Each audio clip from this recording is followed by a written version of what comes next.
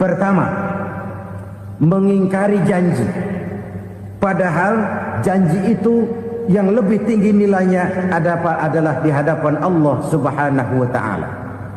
Baik wakil-wakil rakyat di parlemen maupun pemimpin-pemimpin rakyat di dalam kabinet, apabila memangku suatu jabatan, selalu mereka mengawali dengan sumpah, dan sumpah itu dimulai dengan demi Allah. Sadarkah kita pada saat itu kita ucapkan bahwa kita sudah mempertaruhkan Allah untuk jabatan yang kita pegang? Kita sudah mempertaruhkan nama Allah untuk posisi yang dipercayakan kepada kita.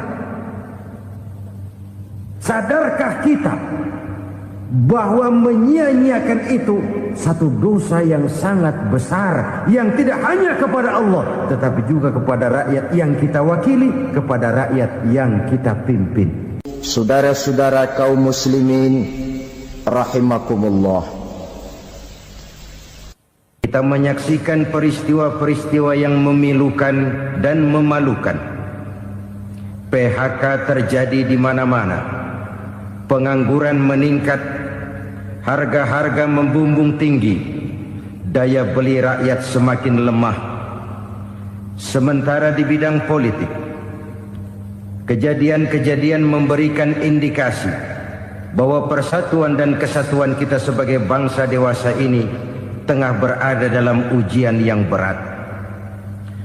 Pada jumpa kita kali ini, tanpa bermaksud untuk mencari kambing hitam dari bencana yang kita hadapi, saya ingin menyampaikan sebuah hadis yang diriwayatkan oleh Imam At-Tabarani dari Ibnu Abbas, bahwa Rasulullah sallallahu alaihi wasallam bersabda, khamsun bi khamsin, ada 5 perkara yang dapat menimbulkan 5 macam bencana.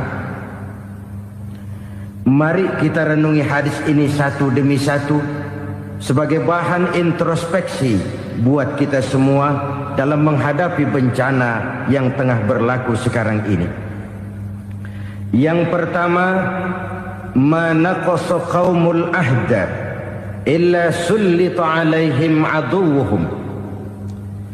Apabila suatu kaum sudah mengingkari janjinya, maka mereka pun akan dikuasai oleh musuh-musuh mereka. Sederhana saja nampak kalimat dalam hadis ini. Apabila orang sudah mengingkari janji, mereka akan dikuasai oleh musuh-musuh mereka sendiri. Dan musuh kita yang paling utama saat ini adalah kemiskinan dan kebodohan. Kenapa itu terjadi? Karena kita mengingkari janji kita sendiri. Di saat awal-awal berdirinya Orde Baru, kita pernah berjanji untuk melaksanakan Pancasila dan Undang-Undang Dasar 45 secara murni dan konsekuen. Kita berjanji bahwa kita akan menegakkan pemerintah yang bersih dan berwibawa. Itu semua pada permulaannya. Waktu demi waktu berjalan, kita lupa dengan janji yang kita ucapkan itu. Ketuhanan yang Maha Esa kita ucapkan, tapi kesetanan yang luar biasa yang kita lakukan.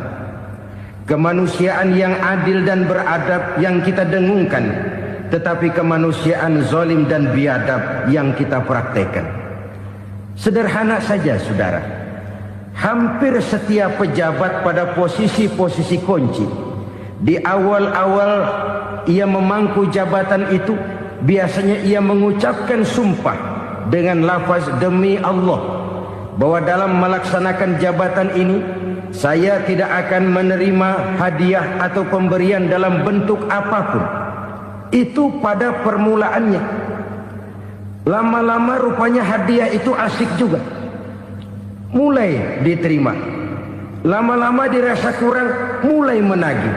Dan akhirnya terjadilah praktek yang disebut suap menyuap, semir menyemir, dan lain sebagainya. Kalau ini sudah menjadi kenyataan, bagaimana kita mau menegakkan pemerintah yang bersih dan berwibawa? Undang-Undang Dasar 45 menyatakan bahwa bumi, air, dan seluruh kekayaan negara dikelola oleh negara bagi sebesar-besar kemakmuran rakyat. Yang terjadi adalah bahwa kita merasa mewakili rakyat untuk menikmati harta dan kekayaan negara, sehingga rakyat banyak tidak bisa ikut menikmatinya. Menumpuklah harta itu sehingga terjadilah pepatah, gunung ditimbun, sumur digali. Yang kaya semakin kaya, yang miskin semakin terpuruk. Kita ingkar dengan janji yang kita ucapkan di awal-awal kita bergerak. Kita ingkar dengan janji pada saat kita mengatakannya dengan menyebut nama Allah, dengan mempertaruhkan nama Tuhan. Sehingga pada akhirnya jabatan pun mengalami tender. Sudah menjadi rahasia umum. Orang mau jadi lurah mesti mengeluarkan uang. Mau jadi camat mesti mengeluarkan uang. Mau jadi wali kota, bupati, bahkan gubernur, itu ada pasarannya. Secara logika, kalau orang memperoleh satu jabatan karena banyak mengeluarkan uang, tentu pada saat ia mengeluarkan uang, ia sudah punya pemikiran, modal pasti pulang, modal pasti kembali. Kalau orang memperoleh suatu jabatan karena banyak mengeluarkan uang, maka langkah pertama yang dia lakukan setelah memangku jabatan itu ialah bagaimana uang bisa kembali, bagaimana modal bisa pulang. Kalau modal sudah pulang, pikiran berikutnya bagaimana supaya dapat untung. Lalu kapan mau bekerja untuk kepentingan rakyat? Itu nomor 18. Kemudian kalau ada proyek-proyek besar, pertanyaannya ialah bukan apakah proyek ini bermanfaat bagi rakyat, apakah proyek ini layak untuk diteruskan, tetapi yang jadi pertanyaan paling utama ialah bagian saya berapa duit dari proyek ini. Kita bisa lihat proyek, mega proyek lahan 1 juta hektar di Kalimantan Tengah, triliunan rupiah, dan proyek itu gagal. SD Impres bulan ini diresmikan, bulan depan retak. Jembatan-jembatan bulan ini gunting pita, bulan depan runtuh. Kita ingkar dengan janji. Kita berkata kita bekerja untuk kepentingan rakyat, tapi kita tidak pernah mengenal rakyat itu. Apabila suatu kaum sudah mulai mengingkari janji, maka mereka akan dikuasai oleh musuh-musuh mereka. Akibatnya tersusunlah barisan-barisan sakit hati yang makin lama makin menjadi bola salju, menggelinding membesar, dan kemudian terjadilah hal-hal yang tidak kita inginkan lagi. Apabila suatu kaum sudah mengingkari janji, maka mereka akan dikuasai oleh musuh-musuh mereka. Ini penyebab bencana yang pertama. Kita tidak konsekuen. Tadinya kita dengan lantang teriak-teriak berantas korupsi, ganyang korupsi. Pada waktu kita belum mendapat kesempatan. Setelah kita naik punya kesempatan, rupanya korupsi enak juga dirasa. Terjadi pergeseran nilai, orang luntur, kehilangan idealisme awal. Lalu untuk menghibur-hibur diri, menutup-nutup kesalahan, kita gunakanlah pepatah bahwa tidak ada gading yang tak retak, bahwa kita harus mikul dur mendem jero. Itu semua cuma sebagai dalih agar kesalahan kita tidak dibicarakan orang lain. Padahal kita sendiri yang mengingkari janji. Kita yang keluar dari komitmen awal kita. Kita berjanji melaksanakan Pancasila dan Undang-Undang Dasar 45 dengan murni dan konsekuen. Kita berjanji untuk menegakkan pemerintah yang bersih dan berwibawa. Namun dalam kenyataannya itu tidak kita laksanakan dengan sebagaimana mestinya. Kita bergeser, kita mengalami proses degradasi, peluncuran nilai, dan akhirnya terbentuklah barisan-barisan sakit hati yang semakin lama semakin membesar itu. Kita harus introspeksi. Memang kalau zaman sedang susah, biasanya kambing hitam laris, tukang kompor gentayangan. Itu dari dulu selalu mencari kambing hitam. Karena itu kita tidak bicara orang, kita tidak bicara siapa yang salah. Kita bicara sistem, dan sistem itu bisa mengena siapa saja.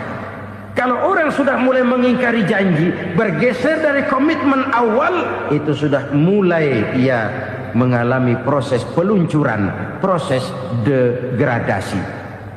Ini penyebab yang pertama. Kita tidak lagi konsekuen bahwa bumi, air, sumber daya alam adalah milik negara, dikuasai oleh negara, digunakan bagi sebesar-besar kemakmuran rakyat. Ternyata rakyat yang makmur itu tidak merupakan gambaran yang menyeluruh dari rakyat kita. Undang-undang dasar kita menganut ekonomi kekeluargaan, tapi yang kita praktekkan adalah ekonomi keluarga. Kalau bukan keluarga nggak dapat proyek. Kalau bukan keluarga nggak dapat macam-macam. Kekeluargaan kita rubah menjadi keluarga. Timbullah penyakit nepotisme. Kita bergeser, kita ingkari janji, dan kita anggap kita atasnamakan rakyat. Rakyat cuma sekedar jadi address, rakyat cuma sekedar jadi alamat, tetapi kehidupan mereka tidak banyak berubah dan tidak banyak terangkat. Kaum muslimin rahimakumullah, ini penyakit yang pertama, penyebab bencana yang pertama. Yang kedua kata Nabi, wa ma hakamu bighairi ma anzalallah. Apabila hukum yang diterapkan sudah tidak lagi bersumber dari hukum Allah, illa fasha fihimul faqru, maka akan bertebaranlah kemiskinan di mana-mana. Ini artinya apa? Apabila hukum tinggal sebuah stempel, apabila hukum sudah diatur menurut kepentingan, apabila hukum sudah tidak lagi ditegakkan secara adil, maka kemiskinan merambah di mana-mana. Hukum diatur menurut selera orang yang sedang berkuasa, maka yang benar bisa jadi salah, yang salah bisa jadi benar. Hukum dalam kenyataan hidup berlaku seperti pisau. Pisau itu kan saudara lihat, yang namanya pisau dimanapun itu tajamnya ke bawah, ke atas tumpul. Kalau hukum itu, kalau untuk rakyat, hukum itu tajam bukan main, cepat sekali dilaksanakan. Tapi giliran menengah ke atas, yang gedean dikit berbuat salah, hukum tumpul. Hukum pura-pura tidak dengar. Akibatnya terluka rasa keadilan rakyat. Satu kasus rakyat diam, dua kasus rakyat diam, tiga kasus rakyat diam. Kasus terakumulasi di hati rakyat. Luka rasa keadilan, dan itu menjadi sumber bencana. Penjarahan, kita tidak setuju itu. Tapi kita harus melihat kausalnya. Itu kan tidak berdiri sendiri. Itu kan karena terlukanya rasa keadilan rakyat, melihat kesempatan ini tidak merata. Kalau rakyat ini yang ngajukan kredit ke bank, walaupun jumlahnya cuma jutaan, ratusan ribu, susahnya 17 setan. Tapi ada orang-orang tertentu yang agunannya palsu, jaminannya palsu, bawa kata belece, bukan cuma miliaran, triliunan kredit bisa keluar. Terluka rasa keadilan, hilangnya kesempatan. Rakyat cuma dapat kesempitan, jarang dapat kesempatan. Dari lukanya rasa keadilan ini, memang ya entah lipstick, entah basa-basi, dibentuklah tim ini, dibentuklah badan pengawas ini, dibentuklah tim ini. Kalau membentur tahu, hancur tahu. Tapi kalau tim yang dibentuk membentur karang, bukan karangnya yang hancur biasanya, timnya yang bubar. Kenapa? Yang dibentur batu karang yang sangat keras. Kita main-main dengan hukum, kita tidak konsekuen dengan hukum. Luka rasa keadilan, dan itu terakumulasi. Edi Tamsil, rakyat tahu, terakumulasi, menguap begitu saja. Kasus-kasus lain rakyat tahu, menguap begitu saja. Ketidakadilan terakumulasi, mengendap di hati rakyat, menunggu ledakan. Pada saat sumbu meledak, rakyat tidak bisa dibendung lagi. Oke, kita tidak setuju dengan penjarahan, tapi jangan melihat itu sebagai peristiwa yang berdiri sendiri. Kenapa itu terjadi? Kausalnya kenapa? Oke, kita tidak setuju memang. Tapi yang dijarah oleh rakyat kan memang cuma untuk perut. Yang dijarahkan beras, yang dijarahkan televisi, yang dijarahkan kulkas yang masih bisa dihitung, yang memang real untuk kebutuhan rakyat. Penjara-penjara berdasi kepala botak yang menguras uang rakyat habis-habisan, enak saja melenggang dalam kehidupan ini. Makin terluka rasa keadilan rakyat. Apabila hukum yang diterapkan sudah menyimpang dari keadilan yang diajarkan Allah, fasyafihimul fakru, bertebaranlah kemiskinan. Aneh, memalukan, memilukan. Sebuah negara agraris yang katanya pulaunya hijau royo-royo, Gemari Palau Jenawi Toto Tentem Kertora Harjo, yang tahun 93 pernah mendapat penghargaan dari FAO, Badan Pangan Sedunia, sebagai negara yang berhasil dalam swasembada pangan. Sekarang ini kita terpaksa betul beli beras dari Vietnam, beli beras ke Kamboja, beli kedelai dari Kamboja. Kenapa? Lahan sawah kita habis ditanami pabrik.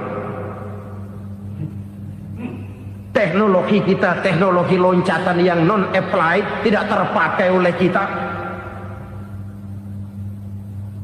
Lantas lahan yang tidak bisa kita tanami, kita paksakan lahan-lahan gambut menjadi tanah pertanian yang subur dengan biaya triliunan, dan kita gagal. Kita cari jarum dan kapak hilang. Kita mau jadi negara industri dengan loncatan teknologi yang maju, kita lupakan pola pijak kita sebagai negara agraris, dan akhirnya kita kecolongan. Lihatlah dewasa ini, rakyat kita antri sembako di mana-mana. Di sebuah negara agraris, ketidakadilan melahirkan kemiskinan, kemiskinan moral dan kemiskinan material. Kemiskinan moral, rakyat nggak percaya lagi sama pejabat. Rakyat mengalami krisis figur. Orang alah lu ngomong dak ma ember.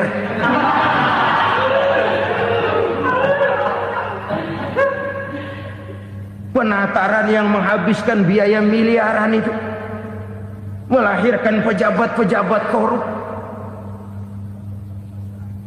Pengawasan yang menghabiskan biaya miliaran itu ternyata impoten, mandul. Kemiskinan moral. Jujur saya berkata, saudara-saudara, setelah pintu reformasi dibuka, itu yang masuk memang macam-macam. Ada yang memang punya tujuan murni, konsekuen dan punya konsep. Ada yang nunggu di tikungan, begitu mobil lewat nyamber pintu, berangkat ikut reformasi. Ada yang memanfaatkan momentum, mumpung, untuk nyampein unek-unek, ngerti nggak, pokoknya ngomong. Sehingga keadaan semakin rancu, kebingungan semakin menjadi-jadi, masalah yang paling urgen tidak terselesaikan. Sekarang ini orang berpikir mendingan jadi pala ular daripada jadi buntut macan. Buntut macan memang hebat macan, tapi kalau buntutnya cuma ugel-ugel di belakang buat apa? Mendingan jadi pala ular, kecil juga nyaplok. Artinya ya biar kecil juga kalau punya partai kan gagah. Lalu rame-rame bikin partai kayak bikin arisan. Orang makin mengalami dislokasi. Semua mau jadi pahlawan, semua mau nomor satu, semua ngomong. Iya kalau bidangnya, kalau bukan makin rancu. Marilah lewat kesempatan ini saya mengajak kita untuk tahu diri. Biarkan politisi ngomong politik, biarkan ekonom menata ekonomi, biarkan praktisi bicara soal hukum, biarkan rakyat munajat, istighfar, mohon pertolongan Allah. Tahu diri kita. Kalau memang ayam, kukuruyuk aja dah. Kalau memang kucing, ayo ngeong. Kalau kambing, silahkan ngembe. Udah tahu ayam, ngeong bunyinya. Suaranya pales, orang nggak ngerti, bingung, makin menjadi-jadi. Ibarat kesebelasan sepak bola bangsa kita sekarang ini, rame-rame mau bikin gol, kiper ikut nyerang sekarang. Memilukan dan bahkan memalukan. Wa ma hakamu bighairi ma anzalallah illa fasyafihimul fakru. Kalau hukum yang diterapkan sudah menyimpang dari keadilan yang diajarkan Allah, bertebaranlah kemiskinan di mana-mana. Coba sekarang ini, yang punya duit bingung, apalagi yang kagak punya duit. Yang pengusaha gede ngeluh, apalagi yang pengusaha pas-pasan. Yang kagak punya beras, yang punya beras saja masih bingung, apalagi yang nggak punya beras. Ini sudah demikian merata. Dulu kita kagum mendengar konglomerat kelas buadak, kelas-kelas yang seakan-akan cuma ada dalam khayalan mereka, punya kekayaan miliaran dolar, triliunan. Sudahlah, seolah-olah nggak terjangkau sama kita. Weh, ternyata yang gede-gede itu juga gede utangnya. Dan rontok satu demi satu. Ternyata rakyat selama ini cuma dialamatkan, cuma dijadikan address. Rakyat yang tidak banyak ngerti persoalan ini harus menanggung hidup ini begini berat, harus menanggung beban hidup ini begini tinggi. Daya beli semakin lemah, semakin terpuruk dan terpuruk, sedang keadaan belum juga banyak berubah.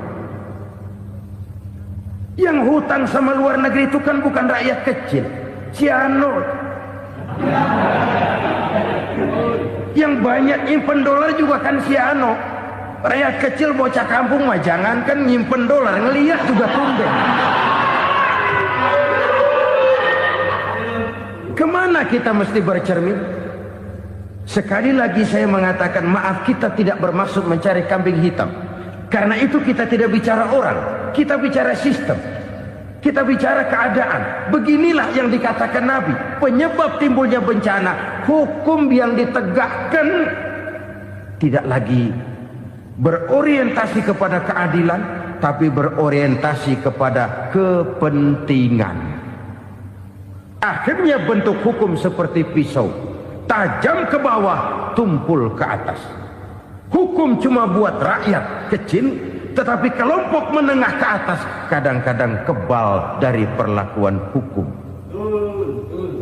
Maka bertebaranlah kemiskinan. Iya, kemiskinan moral berupa lukanya rasa keadilan. Kalau rasa keadilan terluka, orang kan nunggu kesempatan, saudara. Iya, dia nggak bisa ngomong. Iya, dia nggak sanggup action. Iya, dia nggak bisa tunjuk rasa, tapi hatinya kan, kapan ada kesempatan, kapan ada waktu, tunggu. Hatinya mesti begitu. Sehingga begitu ada kesempatan, terjadilah hal-hal yang tidak terhindarkan. Dan itu ekses, bukan reformasi. Jangan seperti sebuah dialog saya dengan seorang abang beca. Saya bertanya, bang, ya, abang tahu nggak reformasi? Tahu, Ustadz. Apa? Pembakaran. Terus penjarahan, lalu perkosaan. Itu reformasi. Itu yang saya lihat. Nah, itu yang dia lihat. Saya tentu tidak menyalahkan abang beca kita, karena memang itu yang dia lihat dan sejauh itu wawasannya. Tapi ini indikasi bahwa banyak rakyat kita yang belum bisa menggunakan kebebasan secara bertanggung jawab. Padahal kebebasan tanpa tanggung jawab tirani. Sebuah contoh gampang-gampangan. Saya beli radio, saya setel di kamar saya, lalu saya bilang, ini radio gue. Yang beli gue, pakai duit gue setel di kamar gue, sekeras-kerasnya, gak ada urusan sama orang lain. Itu kata saya.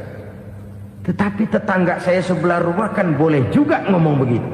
Kata tetangga saya, ini mata gue, yang ngantuk gue tidur di kamar gue, kenapa suara radio lu nyampe kemari? Artinya apa ini? Kebebasan saya nyetel radio dibatasi oleh kebebasan tetangga saya yang mau tidur. Tidak ada kebebasan mutlak. Kebebasan mutlak tanpa tanggung jawab kembali akan melahirkan tirani, kembali akan melahirkan pemaksaan kehendak. Dan itu lagi-lagi bukan demokrasi. Saudara-saudara kaum muslimin rahimakumullah. Ini penyakit yang kedua, lukanya rasa keadilan, terutama di kalangan rakyat kecil. Itu mengendap menjadi akumulasi dan menunggu giliran kapan bisa dimuntahkan. Dengan kata lain, rakyatnya udah banyak banget makan yang perutnya jadi enak, nyelam. Kapan nunggu muntahnya? Udah begini banyak akumulasi yang mereka pendam di perut ini, sehingga ketika terjadi kesempatan itu sudah tidak terkendalikan lagi. Kita out of control. Saya tidak mentolerir sikap-sikap kekerasan. Bahkan saya lebih cenderung bahwa kalau di rumah kita banyak tikusnya saja racuni, jangan rumah dibakar. Bahwa ada korupsi, iya.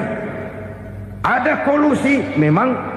Ada nepotisme, tentu. Tetapi tikusnya saja racuni. Jangan rumah dibakar. Masa mau ngusir tikus bakar rumah? Tikusnya lari, tikusnya selamat, rumahnya ewes-ewes.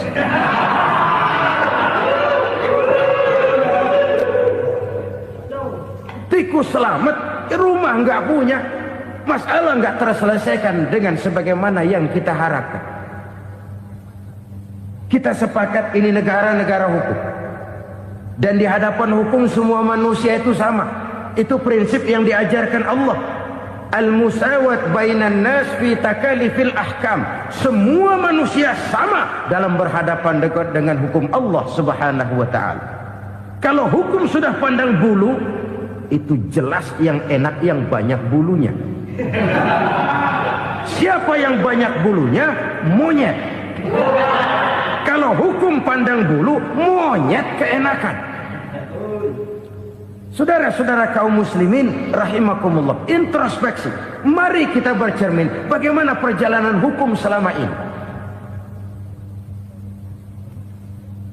Kalau introspeksi ini kita temukan, lalu ada upaya untuk memperbaiki diri. Jangan menggunakan tak ada gading yang tak retak, mikul duwur mendem jero untuk menutup-nutupi kesalahan orang. Padahal kesalahan itu sedemikian besar. Padahal rakyat kita tiap hari antri sembako. Ada yang sehari sekali makan. Ada yang makan sudah bercampur tiwul. Ada yang nasi sudah dicampur pisang, balik jadi orok lagi. Macam-macam upaya rakyat untuk menangsal perut ini. Lalu rakyat ditenang-tenangkan, lebih baik puasa Senin Kemis sambil menghadapi krisis ekonomi. Kenapa rakyat yang disuruh puasa? Kenapa bukan pejabatnya yang puasa lebih dulu untuk kemakmuran rakyat? Kalau rakyat yang memang perutnya udah gepeng disuruh puasa, makin krempeng perutnya. Artinya pejabat harus punya sense of politics. Ya, tidak, puasa itu kan tidak cuma Senin Kemis saja. Puasa itu puasa perasaan, puasa menghargai perasaan yang sedang kondisi yang sedang dihadapi oleh rakyat. Bagaimana rakyat yang tengah antri sembako melihat pejabatnya lewat dengan mobil yang harganya sampai 1 miliar. Oh, inilah pemimpin saya. Luka lagi rasa keadilannya. Kita tidak tenggang rasa. Puasa dalam artian itu pun akan menolong menegakkan semangat kebersamaan, membentuk semangat kebersamaan. Saudara-saudara kaum muslimin rahimakumullah, penyebab bencana yang ketiga dikatakan oleh baginda Nabi, wala dhaharat fihimul fahishatu illa fasha fihimul maut. Apabila kekejian telah merajalela, maka maut bertebaran di mana-mana. Kita renungi butir kalimat dalam hadis ini. Apabila kekejian telah merajalela, maut bertebaran di mana-mana.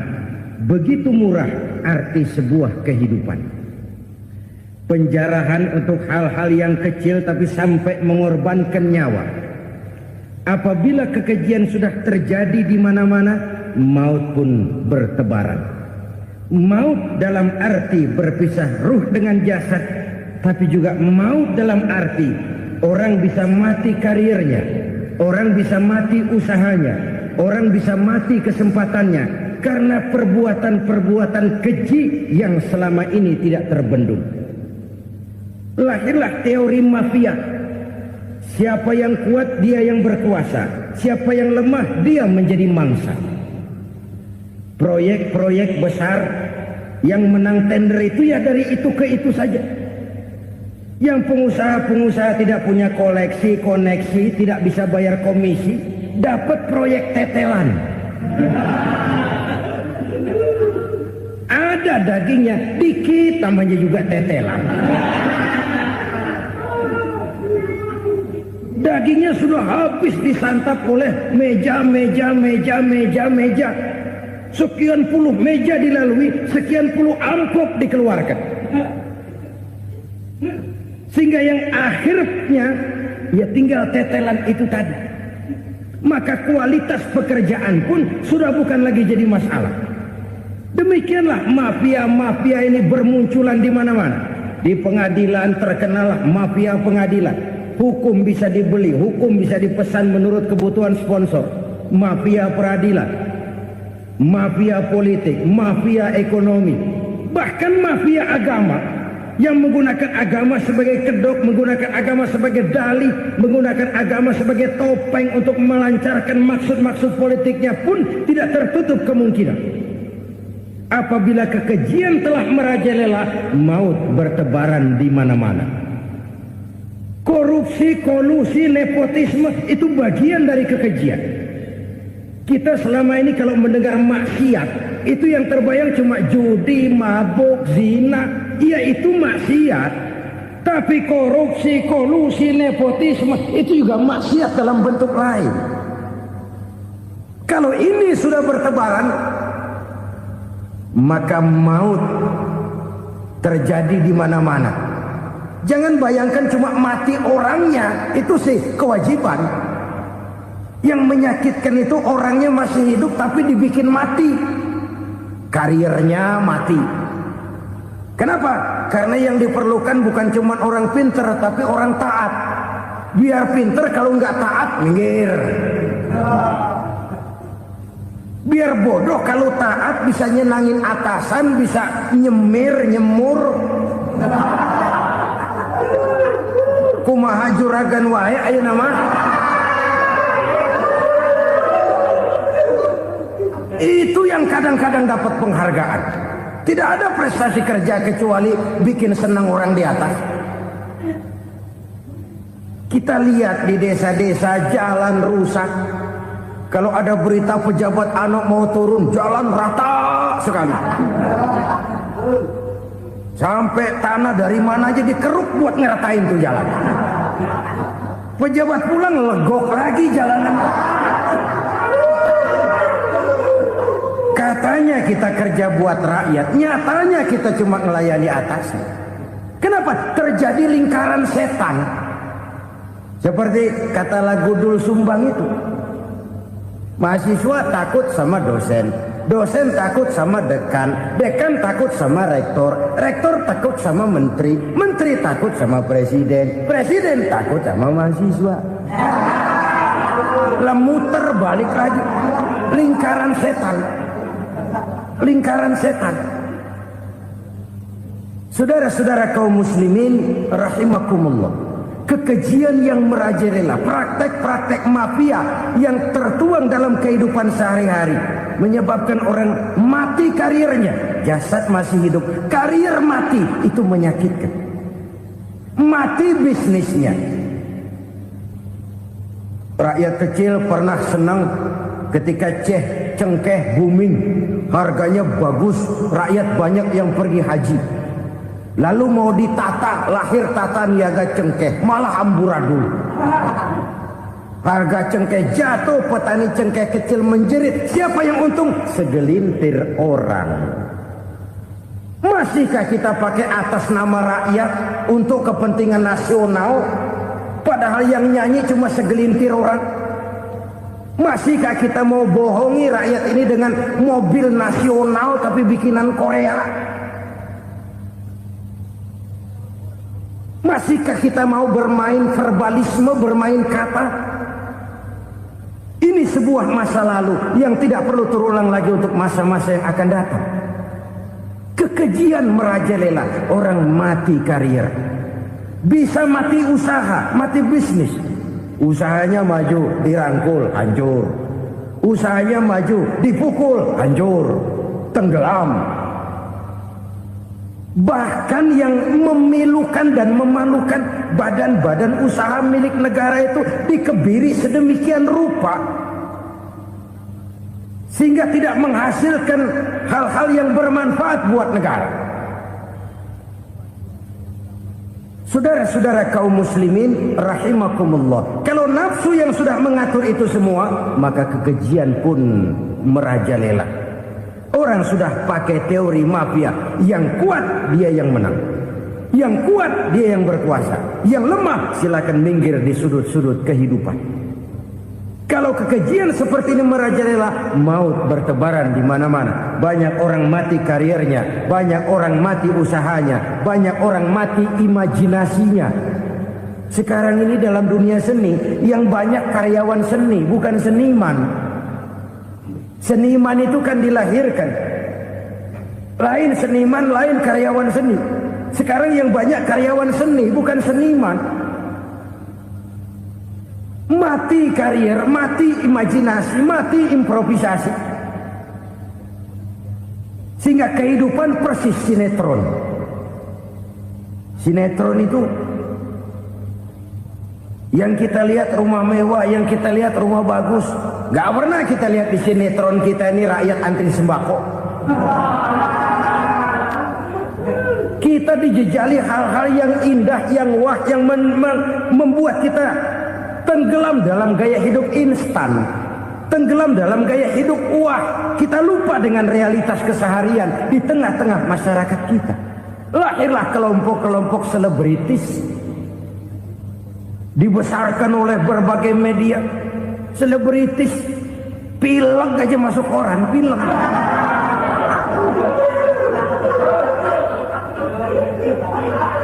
Rakyat yang pingsan antri beras nggak masuk koran. Rakyat yang semaput antri minyak nggak masuk koran. Selebritis panok masuk koran.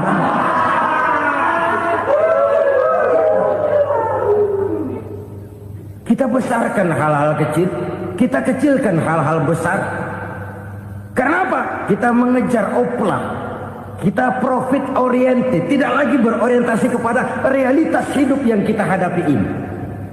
Kalau kekejian sudah merajalela, kata Nabi, maka maut bertebaran di mana-mana. Maut dalam artian maut, coba lihat sekarang begitu murah nyawa. Karena 1000 perak orang mau nusuk bunuh. Karena beras seliter orang khilaf. Begitu murah kehidupan. Tapi kekejian dalam bentuk korupsi, kolusi, nepotisme, kekejian dalam bentuk itu mematikan karier, mematikan bisnis, mematikan imajinasi, mematikan kreativitas. Itu juga maut dalam bentuk lain akibat kekejaman lain. Ini penyebab yang ketiga. Yang keempat, penyebab bencana menurut baginda Rasul, wala tuffiful mikyala illa muni'un nabat. Apabila timbangan sudah dicurangi, maka tercegahlah tumbuh-tumbuhan. Apabila timbangan sudah mulai curang, maka terjadilah musim paceklik. Apabila bisnis sudah bergaya mafia tadi itu. Kecurangan-kecurangan terjadi, tender di balik pintu. Yang dimenangkan cuma kelompok-kelompok yang bisa memberikan presentasi yang besar. Muni'un nabat, terjadilah paceklik. Paceklik, panen gagal, wereng ya wereng, kemarau panjang, it's okay, air sulit, iya. Tetapi kan semua itu ada yang ngatur. Kemarau ada yang ngatur, belalang itu ada yang ngatur, air itu juga ada yang ngatur. Yang ngatur itu yang serba maha. Kalau ia murka melihat kecurangan timbangan, Allah itu kalau murka kan gampang saja, tinggal komandoin balang, lang, hancurin tuh sawah. Konvoy belalang, konvoy.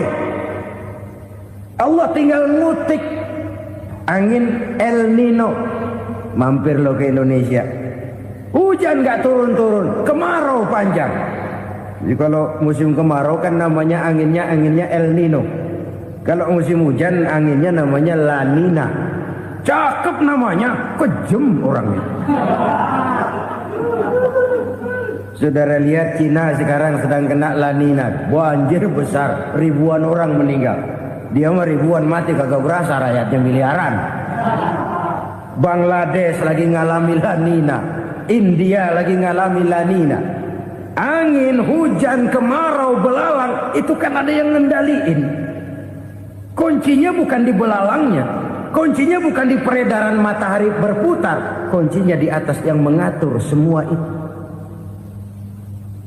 Kalau timbangan sudah mulai curang, pengusaha sudah nggak mau jujur, apa nggak bikin perut jadi mual? Begitu rakyat antri sembako pingsan nggak dapat beras, sementara beras ditumpuk-tumpuk sampai membusuk.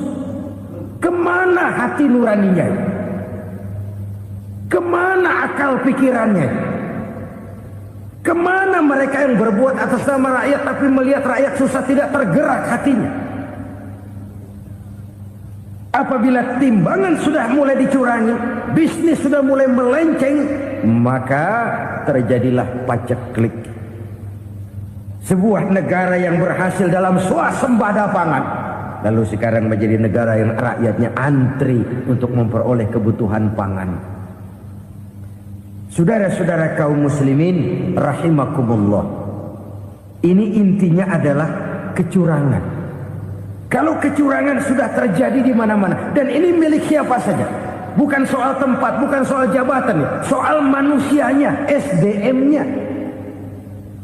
Kecurangan tidak cuma terjadi di kantor, di masjid bisa terjadi kecurangan.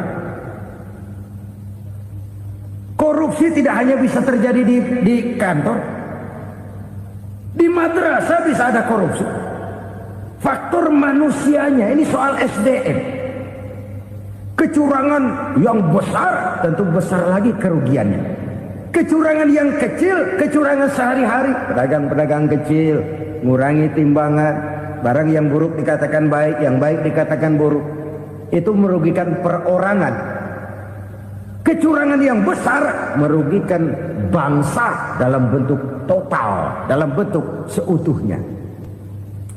Nah, kecurangan-kecurangan seperti ini rakyat kan lihat, rakyat kan tahu, dan itu kembali terakumulasi di sini, pegel. Dan jangan lupa, rakyat yang nggak ngomong itu, rakyat yang nggak bersuara itu, batinnya menjerit, jeritannya menggoncang aras, dan itu didengar Allah. Yadullah fauqal jamaah, kata Nabi, tangan Tuhan di atas orang banyak. Jeritan hati rakyat menggoncang aras. Rakyat yang terlalu banyak dizolim, rakyat yang terlalu banyak dirugikan, ya rakyat yang terlalu banyak di atas namakan, menjerit batinnya, menggoncang aras, dan Allah bisa menggerakkan apa saja untuk membuat satu situasi. Allah bisa menggerakkan apa saja untuk membuat satu situasi. Saudara-saudara kaum muslimin rahimakumullah, ini faktor yang ketiga, timbulnya kecurangan. Faktor yang keempat maksud saya. Yang kelima, penyebab timbulnya bencana menurut baginda Nabi, wala muni'uz zakat, wala muni'uz zakat, illa hubbisa anhumul qatru. Apabila zakat enggan dibayar, maka tercegahlah qatrun. Qatrun ini kalau bahasa kita sembako. Maka tercegahlah kebutuhan-kebutuhan yang kita perlukan. Ini, kita tidak meragukan bahwa yang kita tuju adalah masyarakat yang adil dalam kemakmuran dan makmur dalam keadilan. Nah, antara kemakmuran dan keadilan ini memang sering tidak bisa berjalan seiring. Pada saat kemakmuran kita kejar, ekonomi kita pacu, ada nilai-nilai keadilan yang tertinggal. Pada saat nilai keadilan kita tegakkan benar-benar, ada unsur-unsur kemakmuran yang terabaikan. Oke, kita bisa mengatakan kasus. Oke, kita bisa mengatakan itu sebagian kecil. Tapi kalau sebagian kecil, lama-lama kan jadi sebagian besar. Oke, kita mengejar kemakmuran. Pertanyaannya, kemakmuran untuk siapa? Oke, kita berikan kelompok tertentu kue yang besar dengan harapan nanti dia bagiin kuenya kepada yang kecil-kecil. Tapi kenyataan mereka yang dapat kue besar akhirnya malah lupa diri dan lupa daratan. Mau makin besar, malah memeras yang kecil-kecil ini. Sekarang kan yang kecil modali yang besar. Ramai-ramai buka bank, ternyata kamuflase. Uang banknya untuk kredit perusahaannya sendiri. Nasabahnya rakyat kecil. Artinya apa? Rakyat kecil disuruh modalin orang yang udah gede. Ini karena sambar geledek urusan.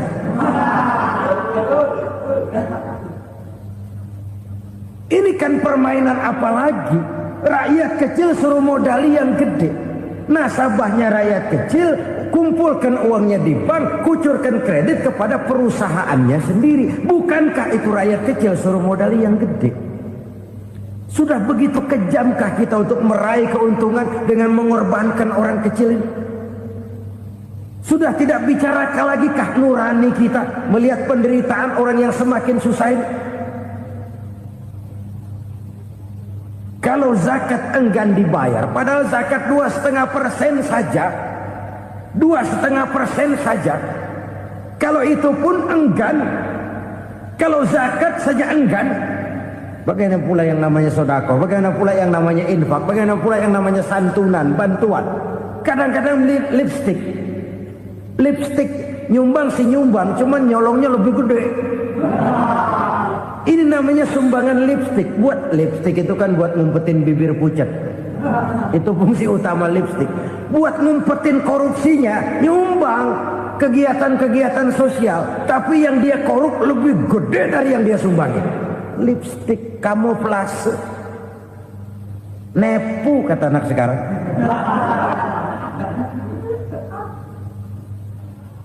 Saudara-saudara kaum muslimin rahimakumullah. Demikian berat kewajiban zakat ini sampai di zaman Sayyidina Abu Bakar pernah keluar komando perangi orang yang enggan membayar zakat. Perangi. Karena fungsi zakat adalah menjembatani antara si kaya dengan si miskin. Bahwa ada kemiskinan itu Qur'ani. Allah menyatakan, aku melebihkan rezeki sebagian kamu dari yang lain. Ini kan kesenjangan. Allah melebihkan rezeki sebagian kamu dari yang lain. Ada itu. Tetapi itu berjalan secara nature.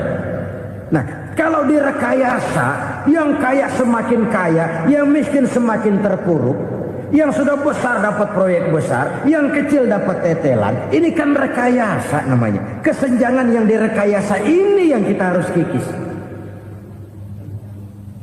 Nah, fungsi zakat menjembatani dari sisi sosial. Dari sisi pribadi, Nabi berpesan, zakku amwalakum biz zakat. Bersihkan hartamu dengan zakat.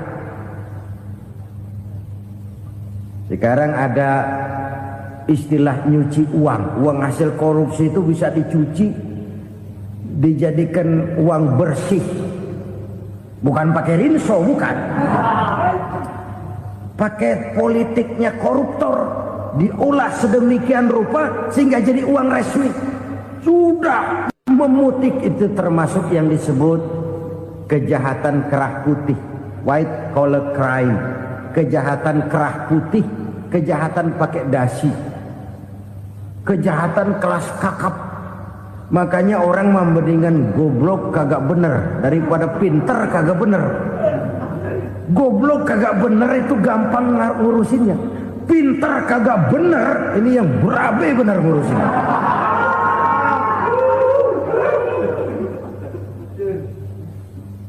Kita bukan cuma perlu orang pinter kok di zaman sekarang. Kita perlu orang-orang bener yang punya komitmen, yang sesuai kata dan perbuatan, yang bisa merasakan apa yang dirasakan oleh rakyat, yang punya sense of politik yang tinggi, yang peka, yang penuh keterbukaan, yang punya wawasan dan pandangan jauh ke depan.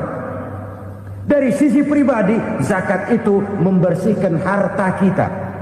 Ya, dia tercampur dengan yang subuhat, dia bahkan mungkin tercampur dengan sedikit-sedikit yang haram. Itu zakku amwalakum bizzakat. Bersihkan hartamu dengan zakat itu. Pada sisi sosial ia menjembatani, pada sisi pribadi ia membersihkan harta kita. Karena itu kalau kita minta berdoa minta rezeki, syarat rezeki itu halalan thayyiban wasi'an. Nggak pernah kurang dari 3 itu. Halal, bagus, banyak. Halal, bagus, tapi sedikit, susah ngaturnya. Halal, banyak, tapi kurang bagus. Buat apaan? Bagus, banyak, tapi haram. Enggak ada artinya. Sebab kata Imamul Ghazali, kalau kau terlalu suka memakan makanan yang haram, dikunyah masuk ke dalam perut besar, digiling oleh perut besar, menghasilkan energi, menggerakkan sel-sel pembuluh saraf, kau juga akan cenderung berpikir yang haram. Kalau sudah cenderung berpikir yang haram, perbuatan pun akan mengarah kepada perbuatan-perbuatan yang haram. Dulu waktu kelompok Jimbaran 200 konglomerat Indonesia kumpul, dihimbau supaya sekian persen kasih pengusaha-pengusaha lemah. Itu kan cuma sekedar belas kasihan, tidak banyak menolong keadaan. Dan bukan itu yang diperlukan pengusaha-pengusaha kecil. Yang diperlukan adalah berikan kami kesempatan seperti mereka dapat kesempatan. Berikan kami peluang seperti mereka juga dikasih peluang. Kalau cuma dikasih 100 juta, 200 juta hari ini, usaha kami nggak ada prospeknya, peluang kagak ada, kan sama juga bohong. Diceburin ke kali, disuruh berenang, tangan diikat, mendingan mampusin ketahuan. Ayo berenang, berlomba, tangan diikat, kaki diikat. Sama saja nyuruh mati. Jadi jangan kasih ikannya, kasih kailnya. Yang diperlukan pengusaha kecil menengah ke bawah itu bukan cuma sekedar belas kasih dari konglomerat-konglomerat besar. Berikan kami peluang seperti mereka juga dapat peluang. Berikan kami kesempatan seperti mereka dapat kesempatan. Berikan kami kredit dengan kemudahan seperti mereka juga kalau minta kredit begitu mudahnya.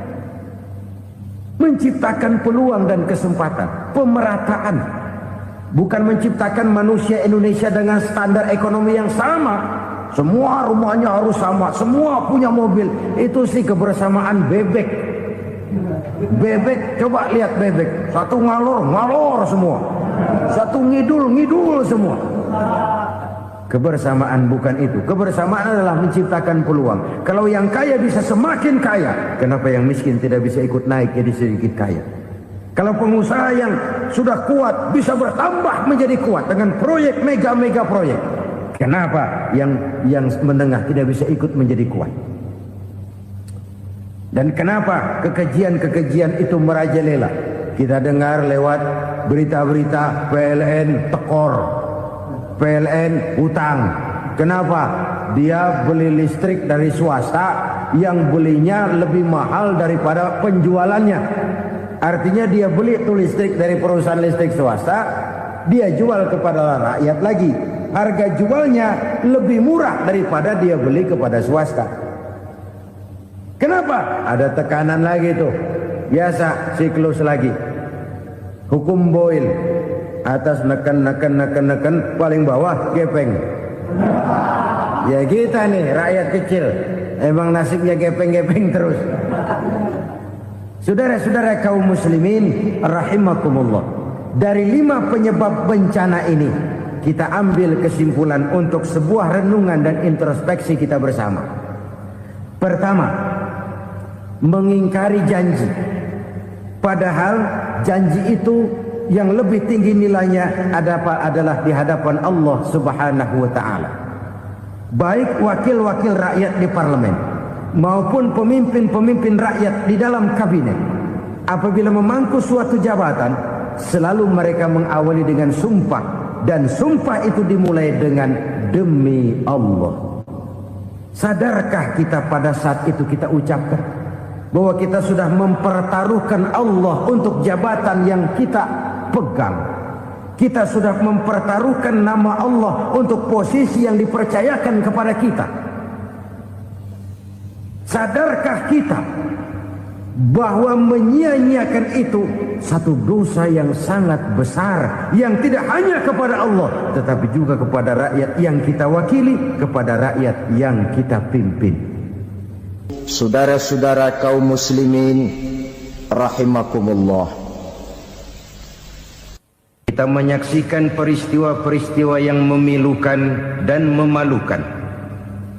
PHK terjadi di mana-mana, pengangguran meningkat, harga-harga membumbung tinggi, daya beli rakyat semakin lemah.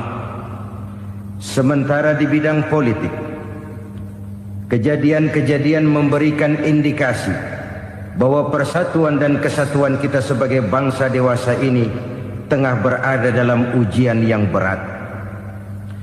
Pada jumpa kita kali ini, tanpa bermaksud untuk mencari kambing hitam dari bencana yang kita hadapi, saya ingin menyampaikan sebuah hadis yang diriwayatkan oleh Imam At-Tabarani dari Ibnu Abbas, bahwa Rasulullah sallallahu alaihi wasallam bersabda, khamsun bi khamsin, ada 5 perkara yang dapat menimbulkan 5 macam bencana.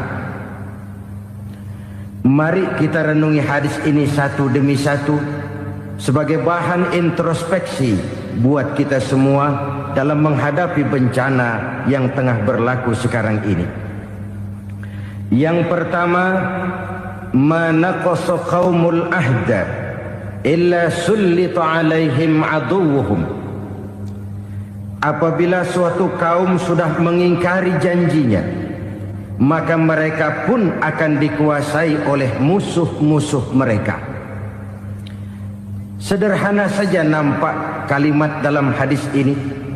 Apabila orang sudah mengingkari janji, mereka akan dikuasai oleh musuh-musuh mereka sendiri. Dan musuh kita yang paling utama saat ini adalah kemiskinan dan kebodohan. Kenapa itu terjadi? Karena kita mengingkari janji kita sendiri. Di saat awal-awal berdirinya Orde Baru, kita pernah berjanji untuk melaksanakan Pancasila dan Undang-Undang Dasar 45 secara murni dan konsekuen. Kita berjanji bahwa kita akan menegakkan pemerintah yang bersih dan berwibawa. Itu semua pada permulaannya. Waktu demi waktu berjalan, kita lupa dengan janji yang kita ucapkan itu. Ketuhanan yang Maha Esa kita ucapkan, tapi kesetanan yang luar biasa yang kita lakukan. Kemanusiaan yang adil dan beradab yang kita dengungkan, tetapi kemanusiaan zalim dan biadab yang kita praktekkan. Sederhana saja saudara, hampir setiap pejabat pada posisi-posisi kunci di awal-awal ia memangku jabatan itu, biasanya ia mengucapkan sumpah dengan lafaz demi Allah bahwa dalam melaksanakan jabatan ini saya tidak akan menerima hadiah atau pemberian dalam bentuk apapun. Itu pada permulaannya. Lama-lama rupanya hadiah itu asik juga, mulai diterima. Lama-lama dirasa kurang, mulai menagih. Dan akhirnya terjadilah praktek yang disebut suap menyuap, semir menyemir, dan lain sebagainya. Kalau ini sudah menjadi kenyataan, bagaimana kita mau menegakkan pemerintah yang bersih dan berwibawa? Undang-Undang Dasar 45 menyatakan bahwa bumi, air, dan seluruh kekayaan negara dikelola oleh negara bagi sebesar-besar kemakmuran rakyat. Yang terjadi adalah bahwa kita merasa mewakili rakyat untuk menikmati harta dan kekayaan negara, sehingga rakyat banyak tidak bisa ikut menikmatinya.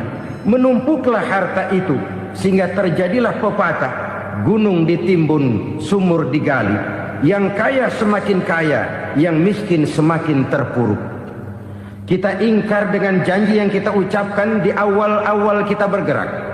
Kita ingkar dengan janji pada saat kita mengatakannya dengan menyebut nama Allah, dengan mempertaruhkan nama Tuhan. Sehingga pada akhirnya jabatan pun mengalami tender. Sudah menjadi rahasia umum.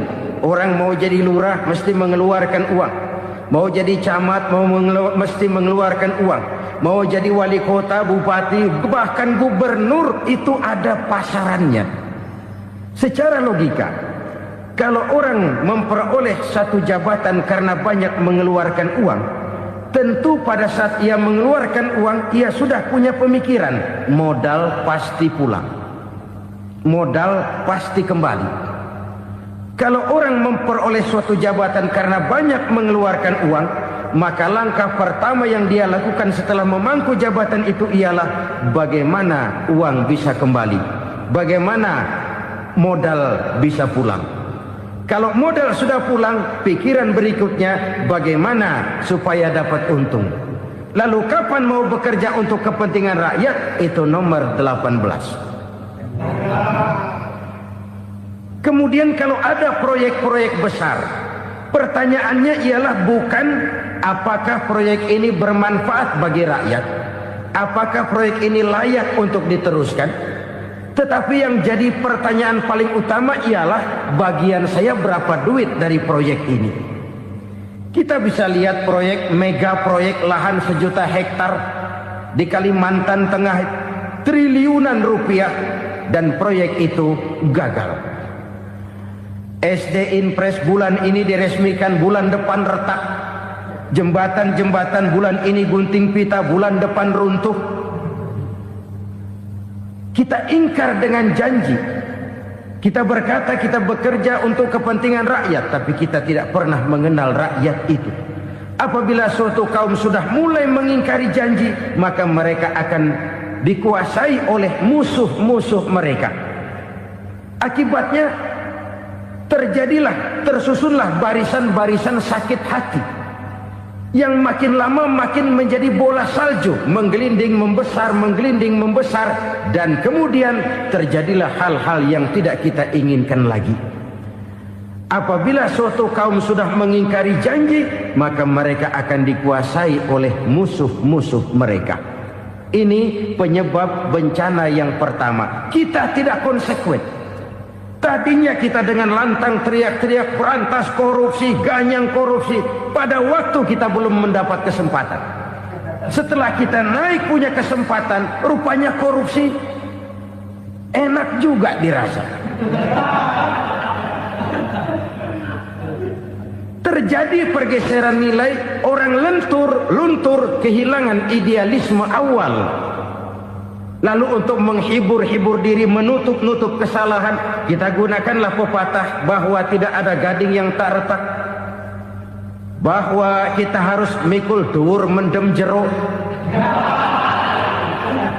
Itu semua cuma sebagai dalih agar kesalahan kita tidak dibicarakan orang lain.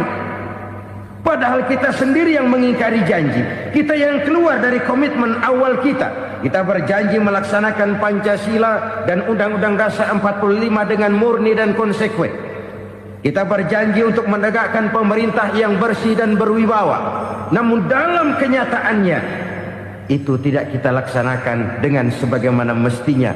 Kita bergeser, kita mengalami proses degradasi, peluncuran nilai, dan akhirnya terbentuklah barisan-barisan sakit hati yang semakin lama semakin membesar itu. Kita harus introspeksi. Memang kalau zaman sedang susah, biasanya kambing hitam laris, tukang kompor gentayangan. Itu dari dulu selalu mencari kambing hitam. Karena itu kita tidak bicara orang, kita tidak bicara siapa yang salah, kita bicara sistem, dan sistem itu bisa mengena siapa saja. Kalau orang sudah mulai mengingkari janji, bergeser dari komitmen awal, itu sudah mulai ia mengalami proses peluncuran, proses degradasi. Ini penyebab yang pertama. Kita tidak lagi konsekuen bahwa bumi, air, sumber daya alam adalah milik negara, dikuasai oleh negara, digunakan bagi sebesar-besar kemakmuran rakyat. Ternyata rakyat yang makmur itu tidak merupakan gambaran yang menyeluruh dari rakyat kita. Undang-undang dasar kita menganut ekonomi kekeluargaan, tapi yang kita praktekkan adalah ekonomi keluarga. Kalau bukan keluarga nggak dapat proyek. Kalau bukan keluarga nggak dapat macam-macam. Kekeluargaan kita rubah menjadi keluarga. Timbullah penyakit nepotisme. Kita bergeser, kita ingkari janji, dan kita anggap kita atasnamakan rakyat. Rakyat cuma sekedar jadi address, rakyat cuma sekedar jadi alamat, tetapi kehidupan mereka tidak banyak berubah dan tidak banyak terangkat. Kaum muslimin rahimakumullah, ini penyakit yang pertama, penyebab bencana yang pertama. Yang kedua, kata Nabi, wa ma hakamu bighairi ma anzalallah. Apabila hukum yang diterapkan sudah tidak lagi bersumber dari hukum Allah, illa fasha fihimul faqru, maka akan bertebaranlah kemiskinan di mana-mana. Ini artinya apa? Apabila hukum tinggal sebuah stempel, apabila hukum sudah diatur menurut kepentingan, apabila hukum sudah tidak lagi ditegakkan secara adil, maka kemiskinan merambah di mana-mana. Hukum diatur menurut selera orang yang sedang berkuasa, maka yang benar bisa jadi salah, yang salah bisa jadi benar. Hukum dalam kenyataan hidup berlaku seperti pisau. Pisau itu kan saudara lihat, yang namanya pisau dimanapun itu tajamnya ke bawah, ke atas tumpul. Kalau hukum itu, kalau untuk rakyat, hukum itu tajam bukan main, cepat sekali dilaksanakan. Tapi giliran menengah ke atas, yang gedean dikit berbuat salah, hukum tumpul. Hukum pura-pura tidak dengar. Akibatnya terluka rasa keadilan rakyat. Satu kasus rakyat diam, dua kasus rakyat diam, tiga kasus rakyat diam, kasus terakumulasi di hati rakyat. Luka rasa keadilan, dan itu menjadi sumber bencana. Penjarahan, kita tidak setuju itu, tapi kita harus melihat kausalnya. Itu kan tidak berdiri sendiri. Itu kan karena terlukanya rasa keadilan rakyat, melihat kesempatan ini tidak merata. Kalau rakyat ini yang ngajukan kredit ke bank, walaupun jumlahnya cuma jutaan, ratusan ribu, susahnya 17 setan. Tapi ada orang-orang tertentu yang agunannya palsu, jaminannya palsu, bawa kata belece, bukan cuma miliaran, triliunan kredit bisa keluar. Terluka rasa keadilan, hilangnya kesempatan. Rakyat cuma dapat kesempitan, jarang dapat kesempatan. Dari lukanya rasa keadilan ini, memang ya entah lipstik, entah basa-basi, dibentuklah tim ini, dibentuklah badan pengawas ini, dibentuklah tim ini. Kalau membentur tahu, hancur tahu. Tapi kalau tim yang dibentuk membentur karang, bukan karangnya yang hancur biasanya, timnya yang bubar. Kenapa? Yang dibentur batu karang yang sangat keras. Kita main-main dengan hukum. Kita tidak konsekuen dengan hukum. Luka rasa keadilan dan itu terakumulasi. Edi Tamsil, rakyat tahu, terakumulasi. Menguap begitu saja. Kasus-kasus lain rakyat tahu, menguap begitu saja. Ketidakadilan terakumulasi, mengendap di hati rakyat, menunggu ledakan. Pada saat sumbu meledak, rakyat tidak bisa dibendung lagi. Oke, kita tidak setuju dengan penjarahan, tapi jangan melihat itu sebagai peristiwa yang berdiri sendiri. Kenapa itu terjadi? Kausalnya kenapa? Oke, kita tidak setuju memang, tapi yang dijarah oleh rakyat kan memang cuma untuk perut. Yang dijarahkan beras, yang dijarahkan televisi, yang dijarahkan kulkas yang masih bisa dihitung, yang memang real untuk kebutuhan rakyat. Penjara berdasi kepala botak yang menguras uang rakyat habis-habisan, enak saja melenggang dalam kehidupan ini. Makin terluka rasa keadilan rakyat. Apabila hukum yang diterapkan sudah menyimpang dari keadilan yang diajarkan Allah, fasyafihimul fakru, bertebaranlah kemiskinan. Aneh, memalukan, memilukan. Sebuah negara agraris yang katanya pulaunya hijau royo-royo, Gemari Palau Jenawi Toto Tentem Kertora Harjo, yang tahun 93 pernah mendapat penghargaan dari FAO, Badan Pangan Sedunia, sebagai negara yang berhasil dalam swasembada pangan. Sekarang ini kita terpaksa betul beli beras dari Vietnam, beli beras ke Kamboja, beli kedelai dari Kamboja. Kenapa? Lahan sawah kita habis ditanami pabrik. Teknologi kita, teknologi loncatan yang non-applied, tidak terpakai oleh kita. Lantas lahan yang tidak bisa kita tanami, kita paksakan lahan-lahan gambut menjadi tanah pertanian yang subur dengan biaya triliunan, dan kita gagal. Kita cari jarum dan kapak hilang. Kita mau jadi negara industri dengan loncatan teknologi yang maju, kita lupakan pola pijak kita sebagai negara agraris, dan akhirnya kita kecolongan. Lihatlah dewasa ini. Rakyat kita antri sembako di mana-mana. Di sebuah negara agraris. Ketidakadilan melahirkan kemiskinan. Kemiskinan moral dan kemiskinan material. Kemiskinan moral, rakyat nggak percaya lagi sama pejabat. Rakyat mengalami krisis figur. Orang, alah lu ngomong dah sama ember.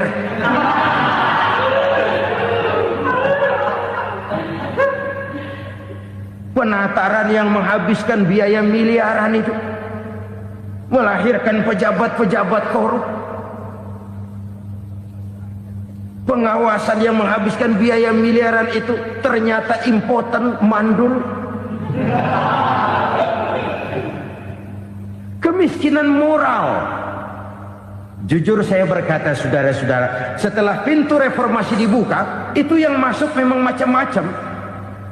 Ada yang memang punya tujuan murni, konsekuen dan punya konsep. Ada yang nunggu di tikungan, begitu mobil lewat nyamber pintu, berangkat ikut reformasi. Ada yang memanfaatkan momentum, mumpung untuk nyampein unek-unek, ngerti nggak, pokoknya ngomong. Sehingga keadaan semakin rancu, kebingungan semakin menjadi-jadi, masalah yang paling urgen tidak terselesaikan. Sekarang ini orang berpikir mendingan jadi pala ular daripada jadi buntut macan. Buntut macan memang hebat macan, tapi kalau buntutnya cuma ugel-ugel di belakang buat apa?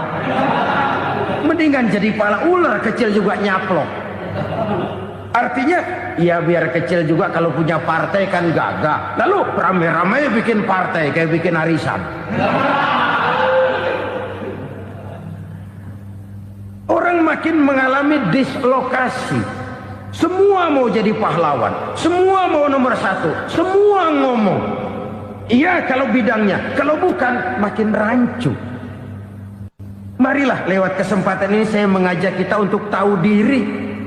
Biarkan politisi ngomong politik, biarkan ekonom menata ekonomi, biarkan praktisi bicara soal hukum, biarkan rakyat munajat, istighfar, mohon pertolongan Allah. Tahu diri kita. Kalau memang ayam, kukuruyuk aja dah.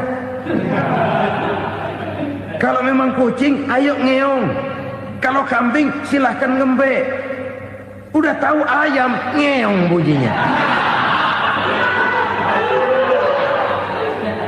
Suaranya palas, orang nggak ngerti, bingung makin menjadi-jadi.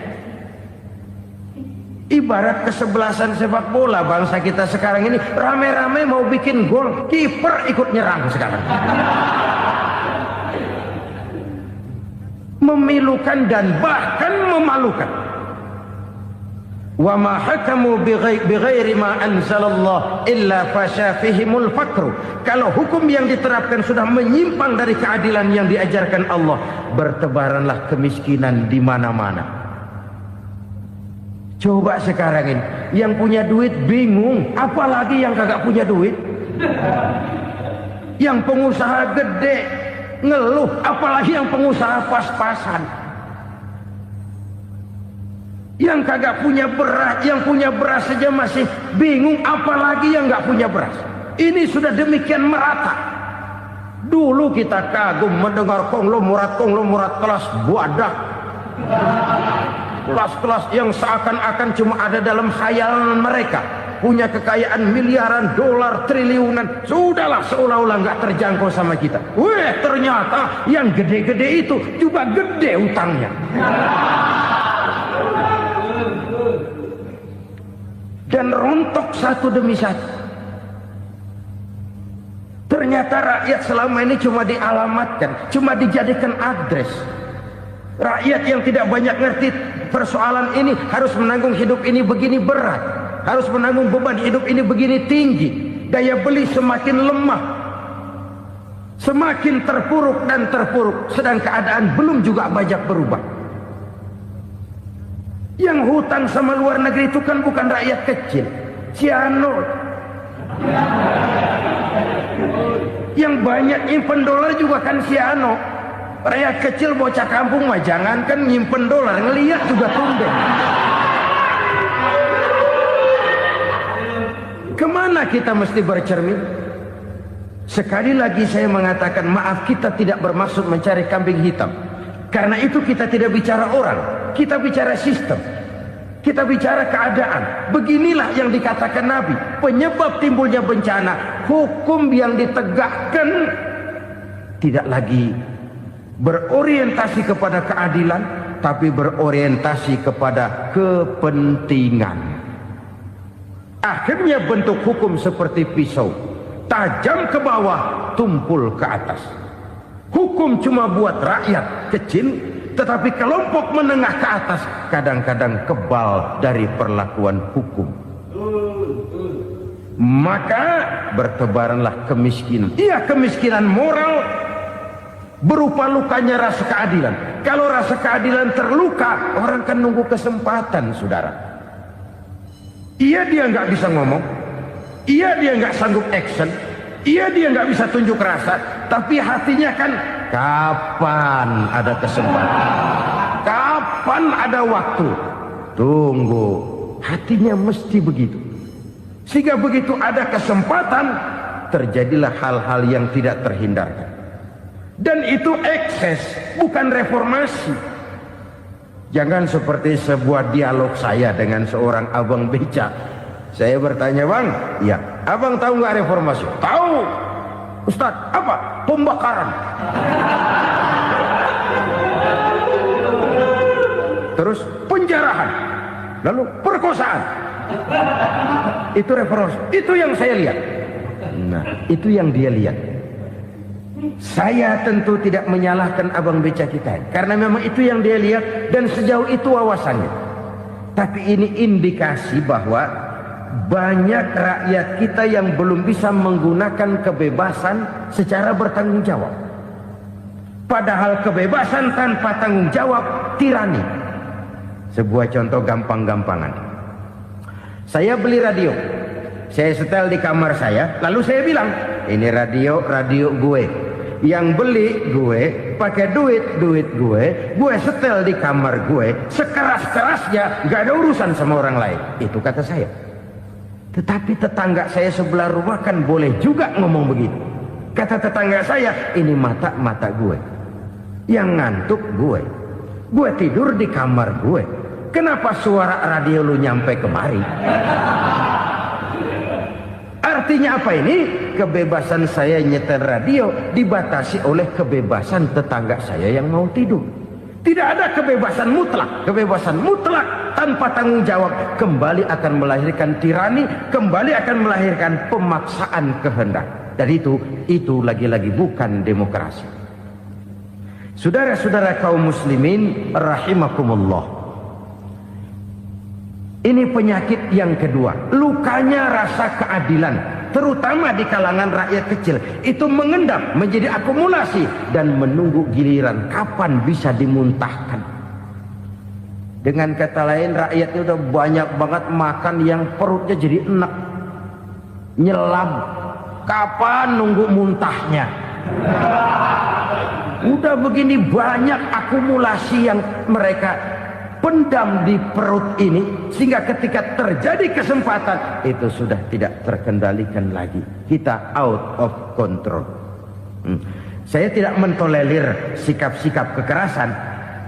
Bahkan saya lebih cenderung bahwa kalau di rumah kita banyak tikusnya saja racuni, jangan rumah dibakar. Bahwa ada korupsi, iya.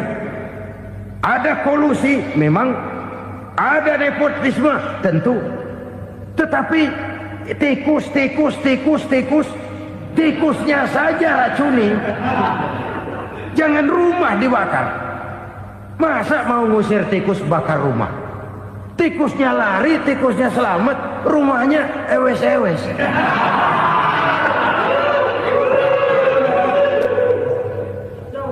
Tikus selamat, rumah nggak punya. Masalah nggak terselesaikan dengan sebagaimana yang kita harapkan. Kita sepakat ini negara hukum, dan di hadapan hukum semua manusia itu sama. Itu prinsip yang diajarkan Allah. Al-musawat bainan nas fi takalifil ahkam. Semua manusia sama dalam berhadapan dengan hukum Allah Subhanahu wa taala. Kalau hukum sudah pandang bulu, itu jelas yang enak yang banyak bulunya. Siapa yang banyak bulunya? Monyet. Kalau hukum pandang bulu, monyet keenakan. Saudara-saudara kaum muslimin rahimakumullah, introspeksi. Mari kita bercermin bagaimana perjalanan hukum selama ini. Kalau introspeksi ini kita temukan, lalu ada upaya untuk memperbaiki diri. Jangan menggunakan tak ada gading yang tak retak, mikul duwur mendem jero untuk menutup-nutupi kesalahan orang. Padahal kesalahan itu sedemikian besar.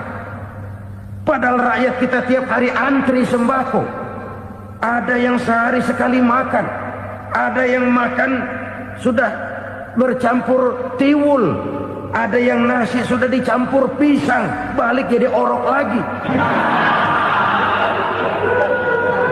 Macam-macam upaya rakyat untuk menangsal perut ini.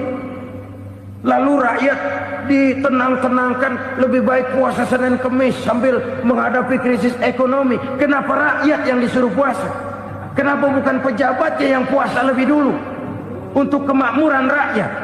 Kalau rakyat yang memang perutnya udah gepeng disuruh puasa, makin krempeng perutnya. Artinya pejabat harus punya sense of politics. Ya, tidak, puasa itu kan tidak cuma Senin Kemis saja puasa itu. Puasa perasaan, puasa menghargai perasaan yang sedang kondisi yang sedang dihadapi oleh rakyat. Bagaimana rakyat yang tengah antri sembako melihat pejabatnya lewat dengan mobil yang harganya sampai 1 miliar. Oh, inilah pemimpin saya. Luka lagi rasa keadilannya.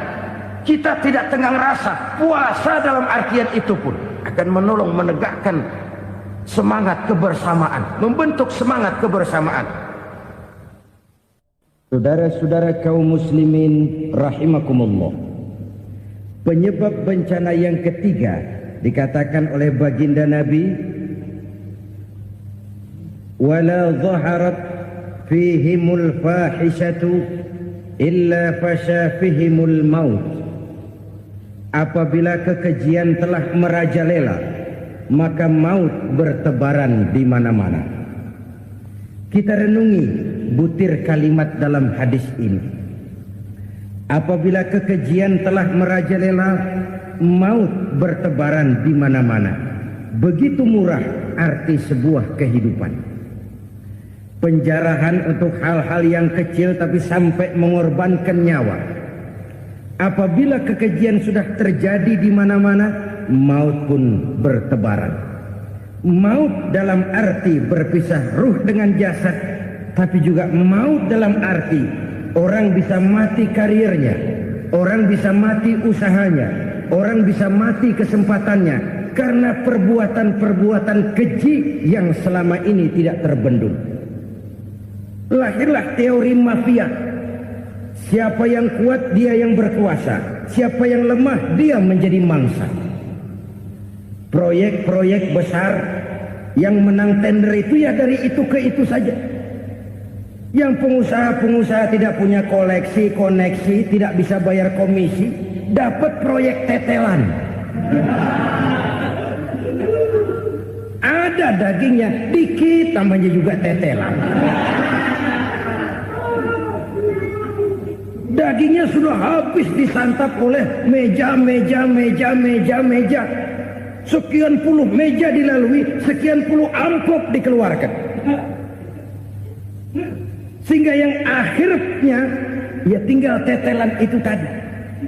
Maka kualitas pekerjaan pun sudah bukan lagi jadi masalah. Demikianlah mafia-mafia ini bermunculan di mana-mana. Di pengadilan terkenallah mafia pengadilan. Hukum bisa dibeli, hukum bisa dipesan menurut kebutuhan sponsor. Mafia peradilan, mafia politik, mafia ekonomi, bahkan mafia agama yang menggunakan agama sebagai kedok, menggunakan agama sebagai dalih, menggunakan agama sebagai topeng untuk melancarkan maksud-maksud politiknya pun tidak tertutup kemungkinan. Apabila kekejian telah merajalela, maut bertebaran di mana-mana. Korupsi, kolusi, nepotisme itu bagian dari kekejian. Kita selama ini kalau mendengar maksiat, itu yang terbayang cuma judi, mabuk, zina. Iya, itu maksiat. Tapi korupsi, kolusi, nepotisme itu juga maksiat dalam bentuk lain. Kalau ini sudah bertebaran, maka maut terjadi di mana-mana. Jangan bayangkan cuma mati orangnya, itu sih kewajiban. Yang menyakitkan itu orangnya masih hidup tapi dibikin mati. Karirnya mati. Kenapa? Karena yang diperlukan bukan cuma orang pinter tapi orang taat. Biar pinter, kalau nggak taat minggir. Biar bodoh, kalau taat bisa nyenangin atasan, bisa nyemur. Kumaha juragan wae ayeuna mah. Itu yang kadang-kadang dapat penghargaan. Tidak ada prestasi kerja kecuali bikin senang orang di atas. Kita lihat di desa-desa jalan rusak. Kalau ada berita pejabat anak mau turun, jalan rata sekali. Sampai tanah dari mana aja dikeruk buat ngeratain tuh jalan. Pejabat pulang legok lagi jalanan. Katanya kita kerja buat rakyat, nyatanya kita cuma melayani atasnya. Kenapa? Terjadi lingkaran setan. Seperti kata lagu Dul Sumbang itu. Mahasiswa takut sama dosen, dosen takut sama dekan, dekan takut sama rektor, rektor takut sama menteri, menteri takut sama presiden, presiden takut sama mahasiswa. Lah muter balik lagi. Lingkaran setan. Lingkaran setan. Saudara-saudara kaum muslimin rahimakumullah, kekejian yang merajalela, praktek-praktek mafia yang tertuang dalam kehidupan sehari-hari menyebabkan orang mati karirnya, jasad masih hidup, karir mati, itu menyakitkan. Mati bisnisnya. Rakyat kecil pernah senang ketika cengkeh booming, harganya bagus, rakyat banyak yang pergi haji. Lalu mau ditata, lahir tata niaga cengkeh, malah amburadul. Harga cengkeh jatuh, petani cengkeh kecil menjerit. Siapa yang untung? Segelintir orang. Masihkah kita pakai atas nama rakyat untuk kepentingan nasional? Padahal yang nyanyi cuma segelintir orang. Masihkah kita mau bohongi rakyat ini dengan mobil nasional tapi bikinan Korea? Masihkah kita mau bermain verbalisme, bermain kata? Ini sebuah masa lalu yang tidak perlu terulang lagi untuk masa-masa yang akan datang. Kekejian merajalela, orang mati karir. Bisa mati usaha, mati bisnis. Usahanya maju, dirangkul, hancur. Usahanya maju, dipukul, hancur, tenggelam. Bahkan yang memilukan dan memalukan badan-badan usaha milik negara itu dikebiri sedemikian rupa sehingga tidak menghasilkan hal-hal yang bermanfaat buat negara. Saudara-saudara kaum muslimin rahimakumullah, kalau nafsu yang sudah mengatur itu semua, maka kekejian pun merajalela. Orang sudah pakai teori mafia, yang kuat dia yang menang, yang kuat dia yang berkuasa, yang lemah silakan minggir di sudut-sudut kehidupan. Kalau kekejian seperti ini merajalela, maut bertebaran di mana-mana. Banyak orang mati karirnya, banyak orang mati usahanya, banyak orang mati imajinasinya. Sekarang ini dalam dunia seni yang banyak karyawan seni, bukan seniman. Seniman itu kan dilahirkan. Lain seniman, lain karyawan seni. Sekarang yang banyak karyawan seni, bukan seniman. Mati karir, mati imajinasi, mati improvisasi. Sehingga kehidupan persis sinetron. Sinetron itu yang kita lihat rumah mewah, yang kita lihat rumah bagus. Gak pernah kita lihat di sinetron kita ini rakyat antri sembako.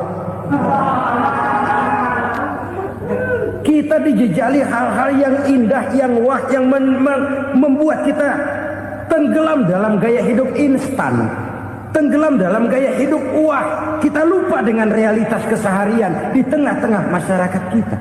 Lahirlah kelompok-kelompok selebritis, dibesarkan oleh berbagai media. Selebritis pilek aja masuk koran, pilek.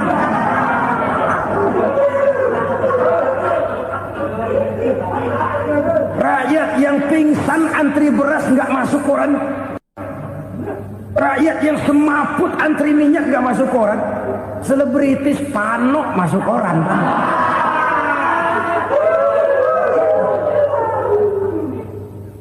Kita besarkan hal-hal kecil, kita kecilkan hal-hal besar.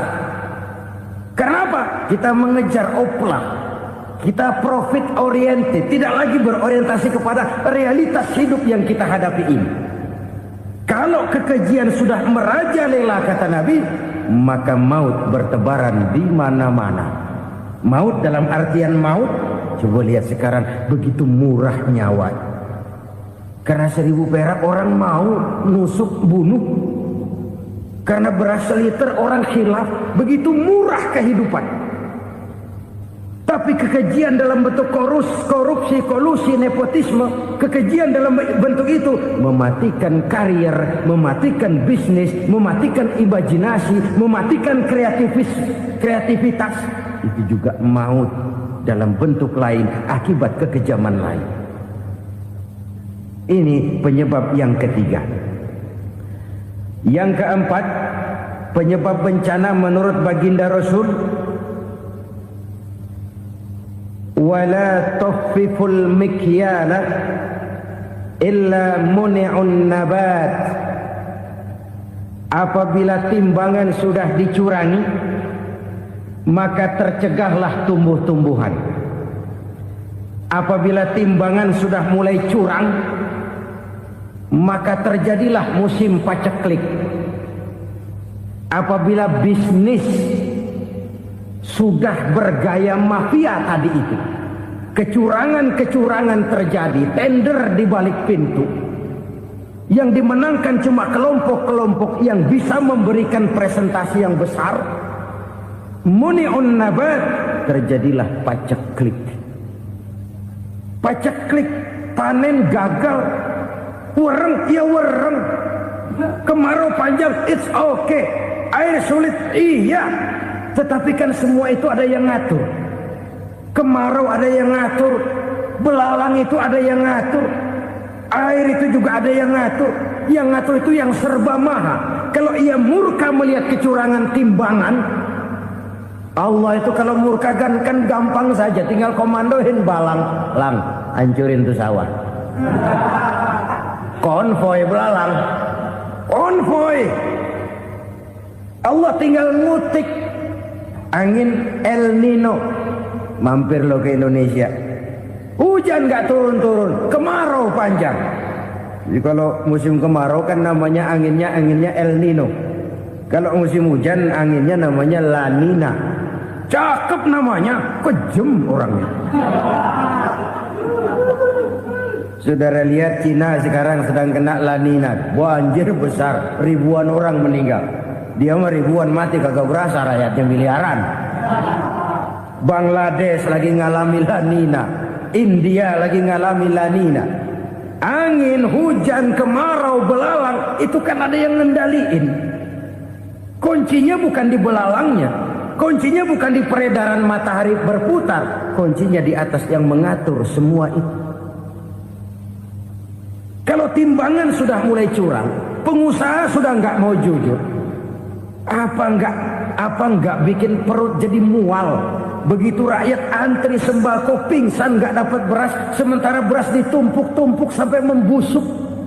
Kemana hati nuraninya? Kemana akal pikirannya?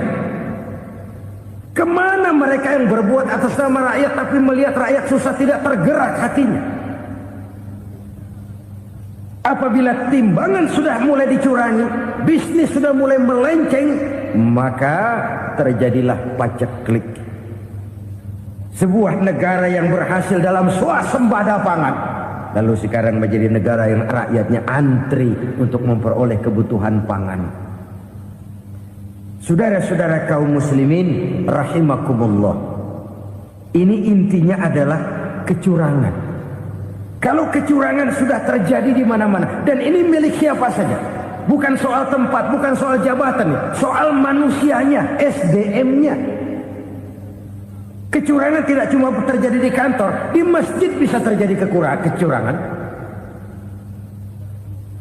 Korupsi tidak hanya bisa terjadi di kantor, di madrasah bisa ada korupsi. Faktor manusianya, ini soal SDM. Kecurangan yang besar, tentu besar lagi kerugiannya. Kecurangan yang kecil, kecurangan sehari-hari, pedagang-pedagang kecil ngurangi timbangan, barang yang buruk dikatakan baik, yang baik dikatakan buruk, itu merugikan perorangan. Kecurangan yang besar merugikan bangsa dalam bentuk total, dalam bentuk seutuhnya. Nah, kecurangan-kecurangan seperti ini rakyat kan lihat, rakyat kan tahu, dan itu kembali terakumulasi di sini. Pegel. Dan jangan lupa, rakyat yang nggak ngomong itu, rakyat yang nggak bersuara itu, batinnya menjerit, jeritannya menggoncang aras, dan itu didengar Allah. Yadullah fauqal jamaah, kata Nabi. Tangan Tuhan di atas orang banyak. Jeritan hati rakyat menggoncang aras. Rakyat yang terlalu banyak dizolim, rakyat yang terlalu banyak dirugikan, ya rakyat yang terlalu banyak di atas namakan, menjerit batinnya, menggoncang aras, dan Allah bisa menggerakkan apa saja untuk membuat satu situasi. Allah bisa menggerakkan apa saja untuk membuat satu situasi. Saudara-saudara kaum muslimin rahimakumullah, ini faktor yang ketiga, timbulnya kecurangan. Faktor yang keempat maksud saya.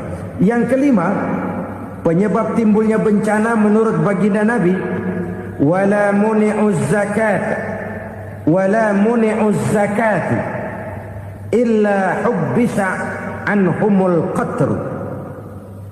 Apabila zakat enggan dibayar, maka tercegahlah qatrun. Qatrun ini kalau bahasa kita sembako. Maka tercegahlah kebutuhan-kebutuhan yang kita perlukan. Ini, kita tidak meragukan bahwa yang kita tuju adalah masyarakat yang adil dalam kemakmuran dan makmur dalam keadilan. Nah, antara kemakmuran dan keadilan ini memang sering tidak bisa berjalan seiring.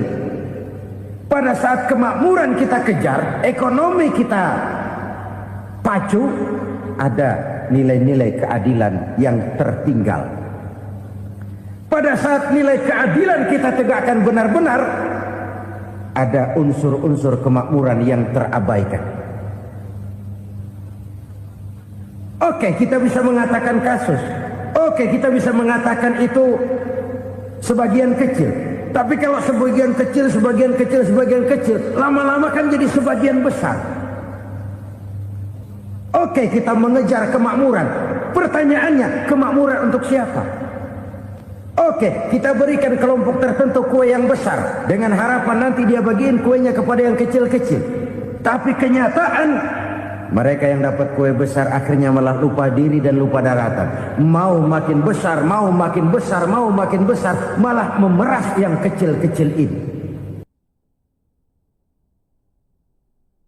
Penataran yang menghabiskan biaya miliaran itu melahirkan pejabat-pejabat korup. Hukum Boyle, atas neken, paling bawah gepeng. Ya kita nih rakyat kecil, emang nasibnya gepeng-gepeng terus. Saudara-saudara kaum muslimin rahimakumullah, dari 5 penyebab bencana ini kita ambil kesimpulan untuk sebuah renungan dan introspeksi kita bersama. Pertama, mengingkari janji, padahal janji itu yang lebih tinggi nilainya adalah di hadapan Allah Subhanahu wa ta'ala. Baik wakil-wakil rakyat di parlemen maupun pemimpin-pemimpin rakyat di dalam kabinet, apabila memangku suatu jabatan, selalu mereka mengawali dengan sumpah, dan sumpah itu dimulai dengan demi Allah. Sadarkah kita pada saat itu kita ucapkan bahwa kita sudah mempertaruhkan Allah untuk jabatan yang kita pegang? Kita sudah mempertaruhkan nama Allah untuk posisi yang dipercayakan kepada kita. Sadarkah kita bahwa menyia-nyiakan itu satu dosa yang sangat besar, yang tidak hanya kepada Allah tetapi juga kepada rakyat yang kita wakili, kepada rakyat yang kita pimpin. Saudara-saudara kaum muslimin rahimakumullah, kita menyaksikan peristiwa-peristiwa yang memilukan dan memalukan. PHK terjadi di mana-mana, pengangguran meningkat, harga-harga membumbung tinggi, daya beli rakyat semakin lemah. Sementara di bidang politik, kejadian-kejadian memberikan indikasi bahwa persatuan dan kesatuan kita sebagai bangsa dewasa ini tengah berada dalam ujian yang berat. Pada jumpa kita kali ini, tanpa bermaksud untuk mencari kambing hitam dari bencana yang kita hadapi, saya ingin menyampaikan sebuah hadis yang diriwayatkan oleh Imam At-Tabarani dari Ibnu Abbas bahwa Rasulullah sallallahu alaihi wasallam bersabda, "Khamsun bi khamsin." Ada 5 perkara yang dapat menimbulkan 5 macam bencana. Mari kita renungi hadis ini satu demi satu sebagai bahan introspeksi buat kita semua dalam menghadapi bencana yang tengah berlaku sekarang ini. Yang pertama, ma naqasa qaumul ahda illa sullita alaihim aduwwuhum. Apabila suatu kaum sudah mengingkari janjinya, maka mereka pun akan dikuasai oleh musuh-musuh mereka. Sederhana saja nampak kalimat dalam hadis ini. Apabila orang sudah mengingkari janji, mereka akan dikuasai oleh musuh-musuh mereka sendiri. Dan musuh kita yang paling utama saat ini adalah kemiskinan dan kebodohan. Kenapa itu terjadi? Karena kita mengingkari janji kita sendiri.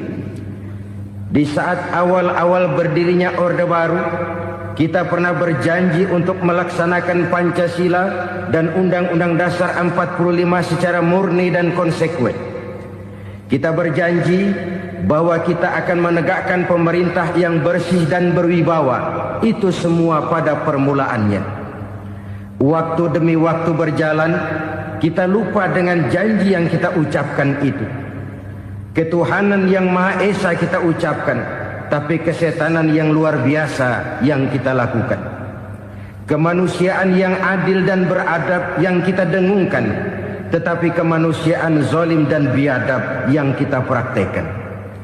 Sederhana saja saudara, hampir setiap pejabat pada posisi-posisi kunci, di awal-awal ia memangku jabatan itu, biasanya ia mengucapkan sumpah dengan lafaz demi Allah bahwa dalam melaksanakan jabatan ini saya tidak akan menerima hadiah atau pemberian dalam bentuk apapun. Itu pada permulaannya. Lama-lama rupanya hadiah itu asik juga, mulai diterima. Lama-lama dirasa kurang, mulai menagih. Dan akhirnya terjadilah praktek yang disebut suap menyuap, semir menyemir, dan lain sebagainya. Kalau ini sudah menjadi kenyataan, bagaimana kita mau menegakkan pemerintah yang bersih dan berwibawa? Undang-Undang Dasar 45 menyatakan bahwa bumi, air, dan seluruh kekayaan negara dikelola oleh negara bagi sebesar-besar kemakmuran rakyat. Yang terjadi adalah bahwa kita merasa mewakili rakyat untuk menikmati harta dan kekayaan negara, sehingga rakyat banyak tidak bisa ikut menikmatinya. Menumpuklah harta itu sehingga terjadilah pepatah, gunung ditimbun, sumur digali. Yang kaya semakin kaya, yang miskin semakin terpuruk. Kita ingkar dengan janji yang kita ucapkan di awal-awal kita bergerak. Kita ingkar dengan janji pada saat kita mengatakannya dengan menyebut nama Allah, dengan mempertaruhkan nama Tuhan. Sehingga pada akhirnya jabatan pun mengalami tender. Sudah menjadi rahasia umum. Orang mau jadi lurah mesti mengeluarkan uang. Mau jadi camat mesti mengeluarkan uang. Mau jadi wali kota, bupati, bahkan gubernur, itu ada pasarannya. Secara logika, kalau orang memperoleh satu jabatan karena banyak mengeluarkan uang, tentu pada saat ia mengeluarkan uang, ia sudah punya pemikiran, modal pasti pulang, modal pasti kembali. Kalau orang memperoleh suatu jabatan karena banyak mengeluarkan uang, maka langkah pertama yang dia lakukan setelah memangku jabatan itu ialah bagaimana uang bisa kembali, bagaimana modal bisa pulang. Kalau modal sudah pulang, pikiran berikutnya bagaimana supaya dapat untung. Lalu kapan mau bekerja untuk kepentingan rakyat? Itu nomor 18. Kemudian kalau ada proyek-proyek besar, pertanyaannya ialah bukan apakah proyek ini bermanfaat bagi rakyat, apakah proyek ini layak untuk diteruskan, tetapi yang jadi pertanyaan paling utama ialah bagian saya berapa duit dari proyek ini. Kita bisa lihat proyek, mega proyek lahan 1 juta hektar di Kalimantan Tengah, triliunan rupiah, dan proyek itu gagal. SD Impres bulan ini diresmikan, bulan depan retak. Jembatan-jembatan bulan ini gunting pita, bulan depan runtuh. Kita ingkar dengan janji. Kita berkata kita bekerja untuk kepentingan rakyat, tapi kita tidak pernah mengenal rakyat itu. Apabila suatu kaum sudah mulai mengingkari janji, maka mereka akan dikuasai oleh musuh-musuh mereka. Akibatnya tersusunlah barisan-barisan sakit hati yang makin lama makin menjadi bola salju, menggelinding membesar, dan kemudian terjadilah hal-hal yang tidak kita inginkan lagi.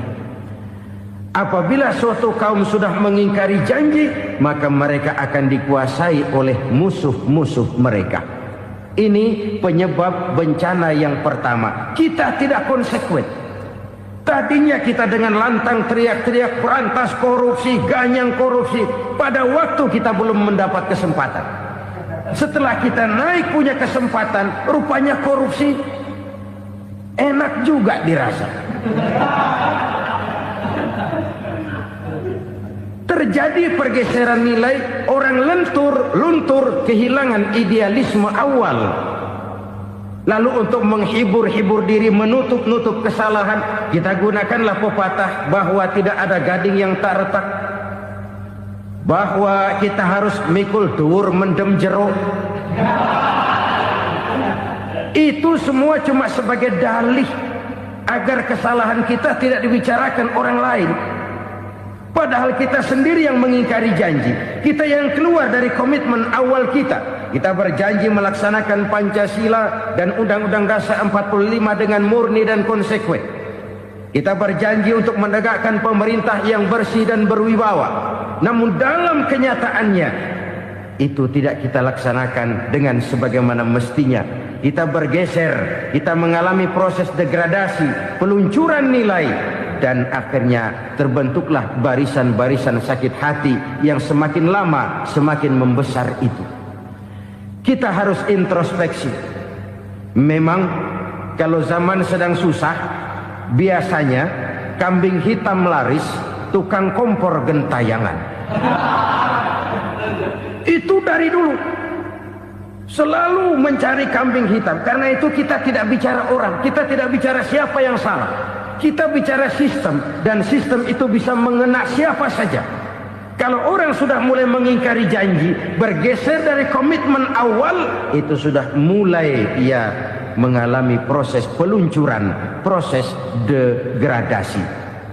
Ini penyebab yang pertama. Kita tidak lagi konsekuen bahwa bumi, air, sumber daya alam adalah milik negara, dikuasai oleh negara, digunakan bagi sebesar-besar kemakmuran rakyat. Ternyata rakyat yang makmur itu tidak merupakan gambaran yang menyeluruh dari rakyat kita. Undang-undang dasar kita menganut ekonomi kekeluargaan, tapi yang kita praktekkan adalah ekonomi keluarga. Kalau bukan keluarga nggak dapat proyek. Kalau bukan keluarga nggak dapat macam-macam.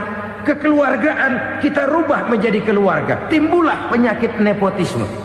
Kita bergeser, kita ingkari janji, dan kita anggap kita atasnamakan rakyat.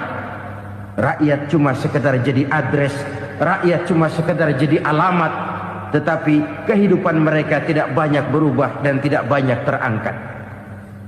Kaum muslimin rahimakumullah, ini penyakit yang pertama, penyebab bencana yang pertama. Yang kedua kata Nabi, wa ma hakamu bighairi ma anzalallah. Apabila hukum yang diterapkan sudah tidak lagi bersumber dari hukum Allah, illa fasya fihimul faqru, maka akan bertebaranlah kemiskinan di mana-mana. Ini artinya apa?